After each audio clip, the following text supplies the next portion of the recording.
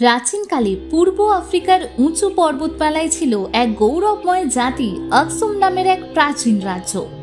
আজকের দিনে এই নামটা হয়তো আমাদের কাছে খুব একটা পরিচিত নয়, কিন্তু একসময় এই আকসুম ছিল বিশ্বের অন্যতম ধনী ও শক্তিশালী রাজ্য। কিভাবে এই আফ্রিকান পাহাড়ি সাম্রাজ্য এত ফুলে ফেপে উঠল সেটাই বলবো আজকের ভিডিওতে। আকসুমের মানুষরা ছিল অসাধারণ নির্মাতা। তাদের রাজধানী শহরে তারা গড়ে তুলেছিল বিশাল বিশাল পাথরের স্তম্ভ, যা আবেলিক্স নামে পরিচিত। কিছু আবেলিক্স ছিল 10 তলা বাড়ির সমান উঁচু। একটি আবেলিক্স তো 30 মিটার লম্বা ছিল এবং তার ওজন ছিল 150 টনেরও বেশি। এই স্তম্ভগুলো এক টানা এক টুকরো গ্রানাইটের পাথর দিয়ে তৈরি। আজও কেউ জানে না কিভাবে তারা এত ভারী পাথর না কাটাকুটি করেই তৈরি করেছিল, আর কিভাবেই বা তা সরিয়ে নিয়ে গিয়েছিল আধুনিক যন্ত্রপাতি ছাড়াই। এটা আজও একটা রহস্য।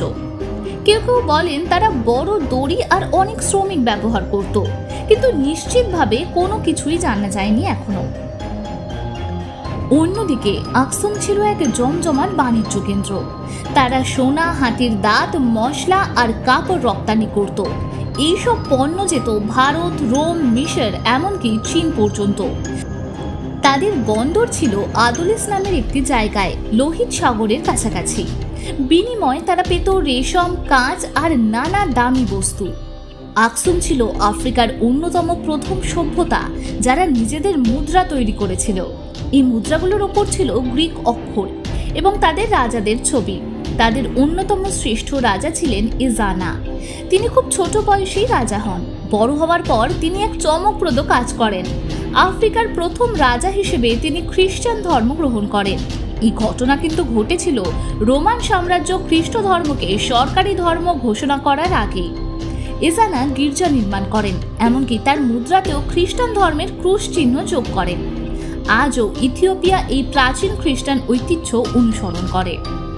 তবে আকসুমের সাফল্য কিন্তু চিরস্থায়ী ছিল না। অনেক বছর পর বৃষ্টি ধীরে ধীরে কমে যায়, জমি শুকিয়ে যায়, ফসল ফলতো না আর আগের মতো। এই সময় আরব এবং মধ্যপ্রাচ্যে নতুন শক্তিধর সাম্রাজ্য উঠে আসে। তারা সমুদ্রপথের বাণিজ্য নিয়ন্ত্রণে নিয়ে নেয়। আকসুম ধীরে ধীরে তার ক্ষমতা হারাতে থাকে। মানুষরা শহর ছেড়ে পাহাড়ের দিকে চলে যায়, আর সেই বিশাল আবেলিস্কগুলো নীরব নিস্তব্ধতায় পড়ে থাকে, পাথরের স্মৃতির মতো। তবু আকসুমের মানুষরা কিন্তু ছিল জ্ঞানী ও দূরদর্শী সম্পন্ন। তাদের কিছু ভবন তারা এমনভাবে তৈরি করেছিল যা আকাশের তারার অবস্থানের সঙ্গে বেশ সামঞ্জস্যপূর্ণ। তাদের নিজস্ব একটি ক্যালেন্ডার ছিল যা আজও ইথিওপিয়াতে ব্যবহার করা হয়, এবং সেটা বিশ্বের প্রচলিত ক্যালেন্ডারের তুলনায় 7 বছর পিছিয়ে রয়েছে।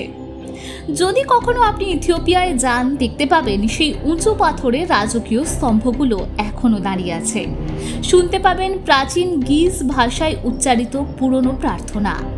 আকসুম হয়তো ইতিহাস বইয়ে বড় বড় করে লেখা নেই, কিন্তু সেটা কিন্তু আজও বেঁচে আছে মাটির গভীরে, মানুষের মনে আর গল্পের ভেতরে, যা আবারও বলার অপেক্ষায়।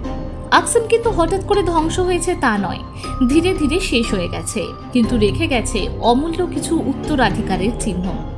এই সভ্যতা বুঝিয়ে দেয় যে আফ্রিকাও একদিন ছিল রাজাদের। সেখানেই বিশ্বের অন্যতম ধনী শহর গড়ে উঠেছিল।